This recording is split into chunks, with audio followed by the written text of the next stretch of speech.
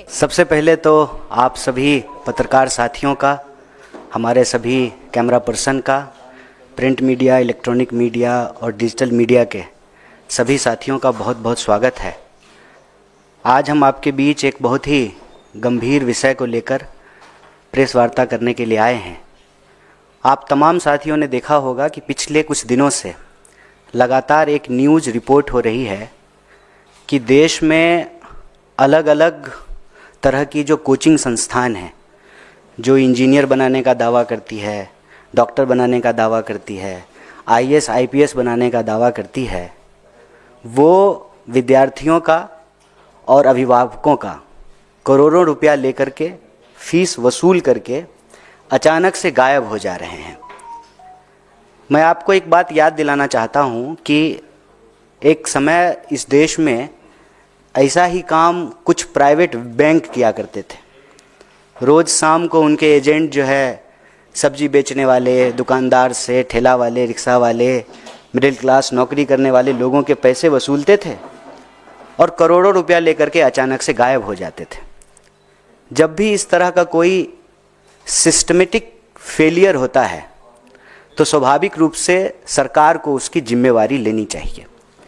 देश में जो आज शिक्षा व्यवस्था की हालत है वो बिल्कुल ठीक उसी तरह से है कि कबीर कहते हैं कि चलती चक्की देखकर दिया कबीरा रोए, दो पाटन के बीच में साबुत बचा ना कोई। सरकार और बाजार, इस दोनों के बीच में इस देश के विद्यार्थी और इस देश का भविष्य, इस देश का नागरिक पिसता जा रहा है।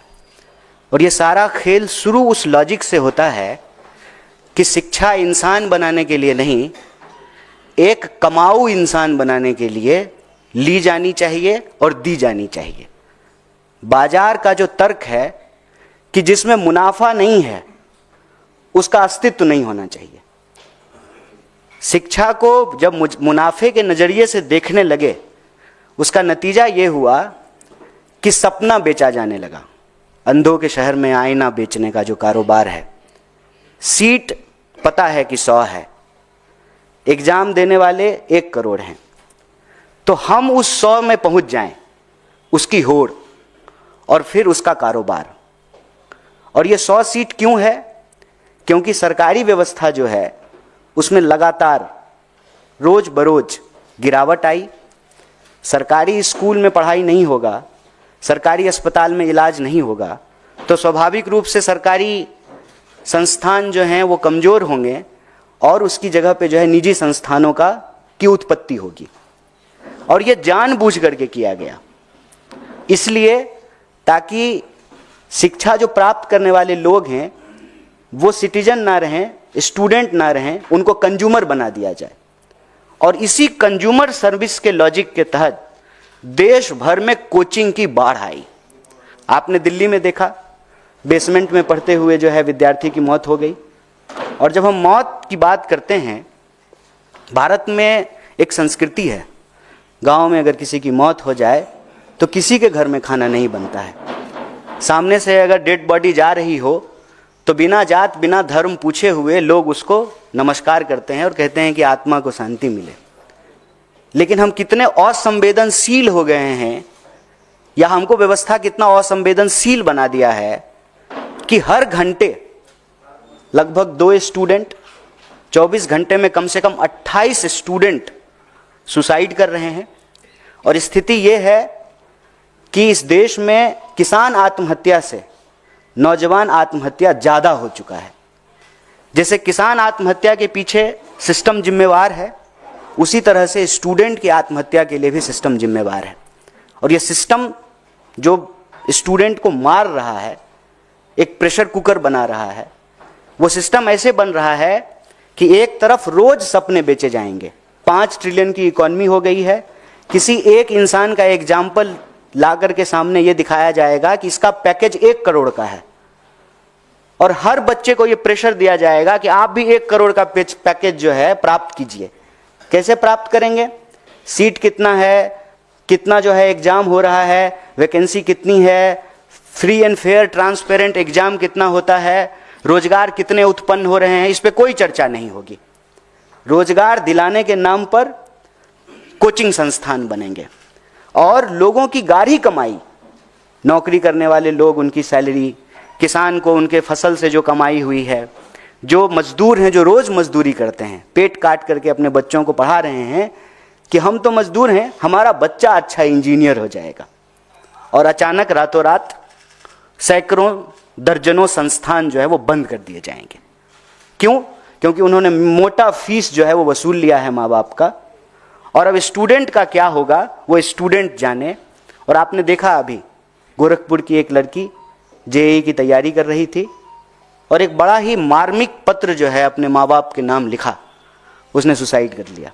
और ये कोई एक बात नहीं है, मैं कह रहा हूँ कि जब 24 घंटे में 28, कम से कम 28 स्टूडेंट सुसाइड कर रहे हैं, मतलब हर घंटे घड़ी का कांटा जब एक बार चक्कर घुमाए तो एक स्टूडेंट कम से कम इस देश में, देश के किसी न किसी कोने में सुसाइड कर ले रहा है। ये एक गंभीर विषय है, सरकार को इसकी जिम्मेवारी लेनी चाहिए। और शिक्षा बाजार की और मुनाफे की वस्तु नहीं है। मैं आपको याद दिलाना चाहता हूं, अभी सीबीएसई का एग्ज़ाम हो रहा है। सीबीएसई के एग्ज़ाम और रिजल्ट के बाद बड़े पैमाने पे विद्यार्थी सुसाइड करते थे। यूपीए की सरकार ने यह फैसला लिया कि हम किसी को पास फेल नहीं करेंगे, हम ग्रेड देंगे। और हम सब जो पढ़ लिख लिए हैं, मैं पीएचडी कर लिया हूं, आप तमाम लोग जो है अलग अलग पढ़ाई कर लिए हैं, ये रेस कभी अंत होता है क्या? 10वां फर्स्ट डिवीज़न पास कर लेंगे तो सब ठीक हो जाएगा, 12वीं फर्स्ट डिवीज़न पास कर लेंगे तो सब ठीक हो जाएगा, पत्रकारिता में डिप्लोमा कर लेंगे तो सब ठीक हो जाएगा, इंजीनियरिंग की पढ़ाई कर लेंगे तो सब ठीक हो जाएगा। पीएचडी करके लोगों को नौकरी नहीं मिल रही है। 45 साल में देश में सबसे ज़्यादा बेरोजगारी है। इतनी बेरोजगारी हिंदुस्तान के इतिहास में आज तक नहीं था। तो यह जो व्यवस्था, सरकार और बाजार, उसके बीच में इस देश का भविष्य जो पिस रहा है, उस पर सरकार को जो है एक रेगुलेशन लाना चाहिए और इस बात को इंश्योर करना चाहिए कि जितने रिक्त पद हैं ट्रांसपेरेंट तरीके से उस पर एग्जाम हो। कोई ऐसा पेपर नहीं है जिसमें धांधली नहीं होती है, कोई ऐसी नौकरी नहीं है जिसको पैसे दे करके खरीदा नहीं जाता है। तो इस देश के भविष्य के ऊपर, इस देश के नौजवान और विद्यार्थी के ऊपर एक भारी दबाव है और एक सजग समाज के तौर पर, एक संवेदनशील देश के तौर पर इसकी सामूहिक जिम्मेवारी हम सबको लेनी चाहिए। सरकार को ये रेगुलेशन बनाना चाहिए और इस तहत हमारा कांग्रेस पार्टी की तरफ से 3 महत्वपूर्ण मांग है। पहला, आप सरकारी संस्थानों को बेहतर कीजिए। आप सरकारी संस्थानों को कमजोर करके निजी क्षेत्र को भी स्वाभाविक रूप से विकसित होने में बाधा उत्पन्न करेंगे। सरकारी संस्थान ठीक से काम करेगा, बीएसएनएल ठीक से चलेगा, तभी जियो धन धनाधन होगा। सरकारी संस्थानों को तबाह करके निजी संस्थानों को, अभी प्रधानमंत्री जी ने कहा अमेरिका में एक देश के व्यवसायी से जब उनसे प्रश्न पूछा गया, यहाँ तो प्रेस कॉन्फ्रेंस करते नहीं हैं, तो उन्होंने कहा कि निजी मामला है। निजी मामला कैसे है सर? सरकारी संस्थाएं, सार्वजनिक क्षेत्र की चीजें ठीक से फंक्शन करेगी तभी निजी क्षेत्र की संस्थाएं और उसकी जो जिम्मेवारी है ठीक तरीके से उसका निर्वहन कर पाएंगे, पहला। और दूसरा कि इस देश में आईएएस बनाने का, इंजीनियर बनाने का, डॉक्टर बनाने का जो एक धंधा है, उसका एक रेगुलेशन होना बहुत ज़रूरी है। कहने का तात्पर्य यह है कि अगर कोई कोचिंग संस्थान विद्यार्थियों से और उसके अभिभावकों से पैसा वसूला है तो उसकी जिम्मेवारी है कि वो उस कोर्स को पूरा करे।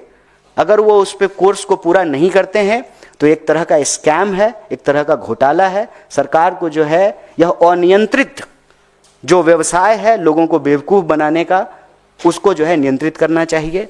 और तीसरा, जितने भी रिक्त पद हैं ट्रांसपेरेंट तरीके से उसको भरा जाए, उसके ऊपर जो है अच्छे से जो है एग्जाम हो और बेरोजगारी की समस्या को कम किया जाए, ताकि इस देश के जो भविष्य हैं, इस देश के जो नौजवान हैं, जो विद्यार्थी हैं, जो व्यवस्था में पिस रहे हैं बाजार और सरकार की इस जो है खतरनाक